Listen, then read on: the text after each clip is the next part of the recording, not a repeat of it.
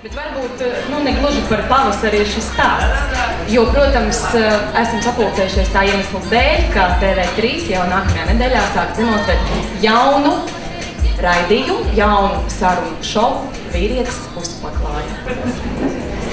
Labvakar visiem sanākušajiem.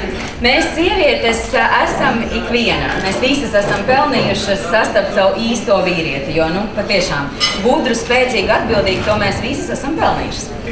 Man, Elīna, gan liekas, ka mēs esam gatavi sastapties ar tiem saucamajiem nerāpnajiem zēniem, jo nav jau nekas jaukāks kā mirkļa vājība un piedzīvojumi, un mēs esam gatavas piedot šiem te nejaukajiem zēniem daudzas viņu vājības un trūkumus. 3, 2, 1, lai notiek!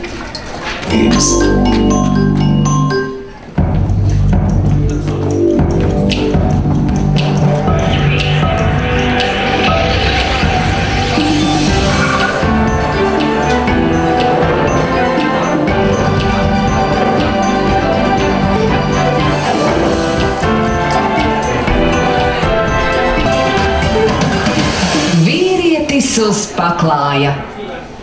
Labvakar! Labvakar! Ja mēs sievietes, nosodot vīriešus kopumā, uzskaitam visus viņu netikumus, tad reti kura metīsies viņu aizstāvēt. Bet tikai pamēģiniet sacelties pret sievieti un jūs redzēsiet, ka mēs varam apvienoties, jo mēs esam kopā viena tauta, mēs esam viena komanda.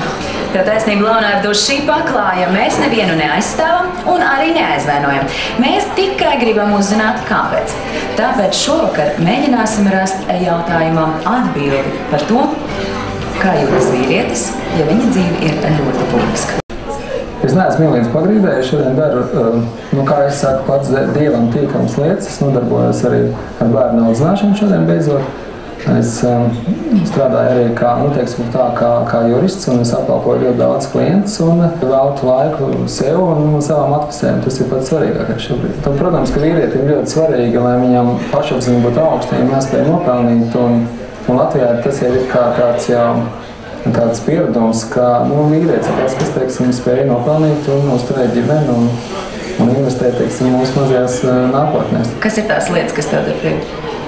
Šobrīd, teiksim, ja mēs nerunājam par darbu, es mazajai meitai, kam 4 gadi, un kas man ir Tīna un mazākā Līva Roberta, es viņai mācu slēpot. Pēdējā laikā es tomēr gribu apliecināt to, ka tēva arī var nodarboties ar bērnu audzināšanu, investēt savas zināšanas un varbūt arī savas spējas, un ka tēva ir līdzvērtīgi mamām.